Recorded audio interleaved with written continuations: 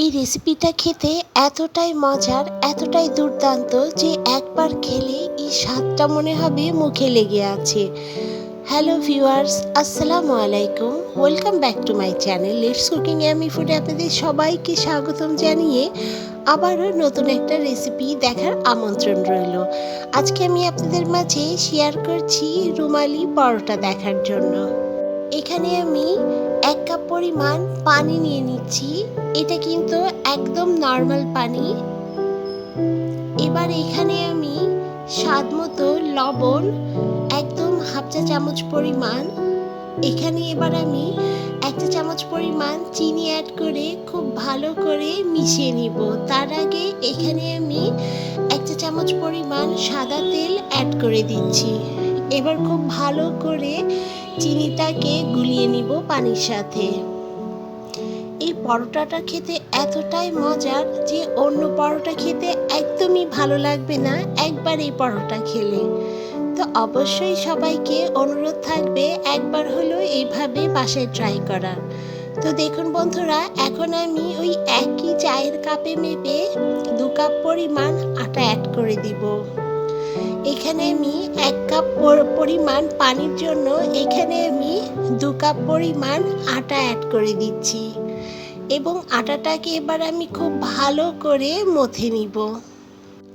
এই পরোটাটা খেতে এতটাই মজার যে একবার তৈরি করলে রোজ তৈরি করার জন্য সবাই অনুরোধ করবে। তো দেখুন বন্ধুরা, এভাবে আমি আটাটাকে খুব ভালো করে মথে নিব।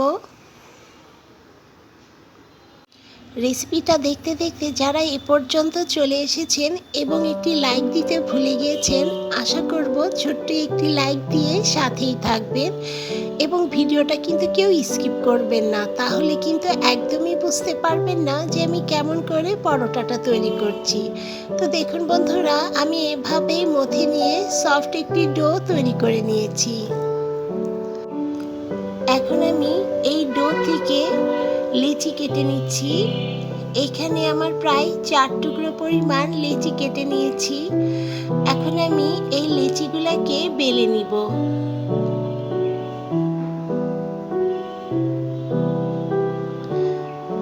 তার আগে দেখুন বন্ধুরা, এখন আমি একটি মিশ্রণ তৈরি করে নিব।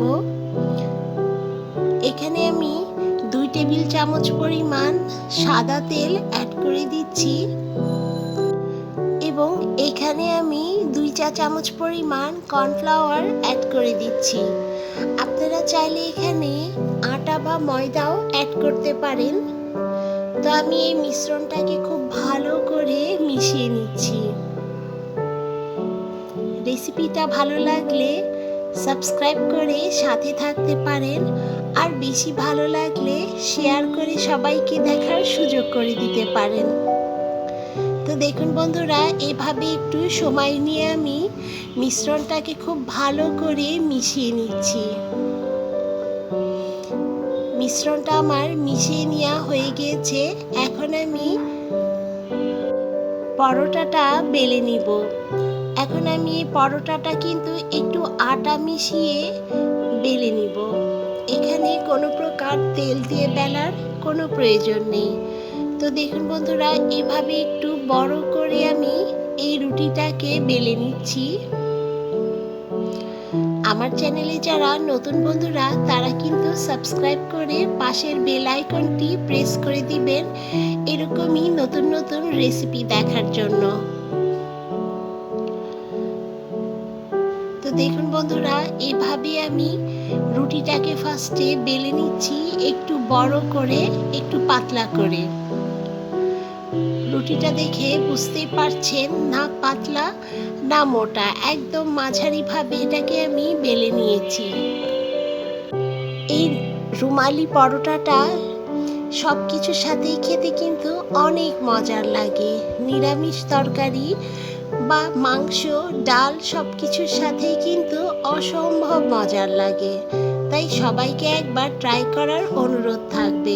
তো দেখুন বন্ধুরা, এভাবে আমি এই রুটিটার চারিদিকে আমি এই মিশ্রণটাকে লাগিয়ে দিচ্ছি যেটা আমি তৈরি করে নিয়েছিলাম। খুব ভালোভাবে চারিদিকে লাগিয়ে নিচ্ছি। এবার এভাবে আমি একটা পার্ট তুলে দিচ্ছি এবং এর উপরও আরেকটু মিশ্রণ আমি লাগিয়ে নিচ্ছি।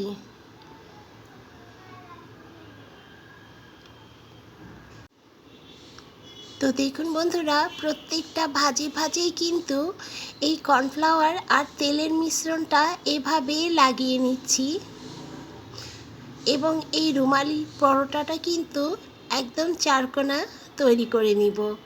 তো দেখুন বন্ধুরা, এভাবে কিন্তু প্রত্যেকটা ভাজে কিন্তু আমি কর্নফ্লাওয়ার তেলের মিশ্রণটা এভাবে আমি লাগিয়ে নিচ্ছি।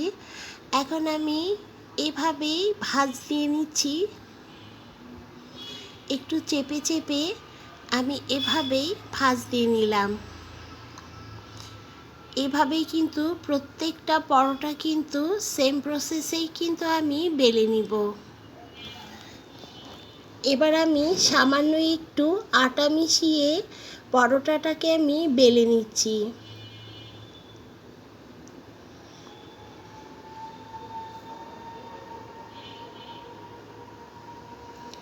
যারা একবারও পর্যন্ত এই পরোটাটা ট্রাই করেননি, অবশ্যই অনুরোধ থাকবে একবার ট্রাই করে দেখুন খেতে কতটা মজার লাগে।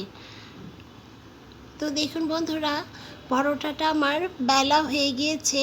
এখন আমি চুলায় একটি কড়াই বসিয়ে পরোটাটাকে দিয়ে দিব এবং এভাবে আমি একটি করে পরোটা তৈরি করে নিয়ে এক এক করে আমি ছেঁকে নিব। পরোটার যখন এক সাইড হয়ে যাবে তখন আমি এভাবে আরেক সাইডে উল্টিয়ে দিব এবং দেখুন বন্ধুরা, দুপাশ যখন খুব ভালো করে আমার ছেঁকে নেওয়া হয়ে যাবে তখন কিন্তু এখানে আমি সাদা তেল অ্যাড করে এটাকে আমি ভেজে নিব। এখানে আমার প্রায় 2 টেবিল চামচ পরিমাণ সাদা তেল দিয়ে এই পরোটাটাকে আমি ভেজে নিচ্ছি। একদম ফুলকো এবং এতটাই সফট এবং এতটাই লেয়ারযুক্ত বন্ধুরা, একবার হলো এভাবে তৈরি করে দেখুন, খেতে কিন্তু প্রচণ্ড পরিমাণ সুস্বাদু। একবার তৈরি করলেই কিন্তু সবাই এটা বারে তৈরি করার রিকোয়েস্ট আসবে, কথা দিলাম। তো দেখুন বন্ধুরা, কতটা লেয়ারযুক্ত এবং কতটা ক্রিস্পি হয়েছে।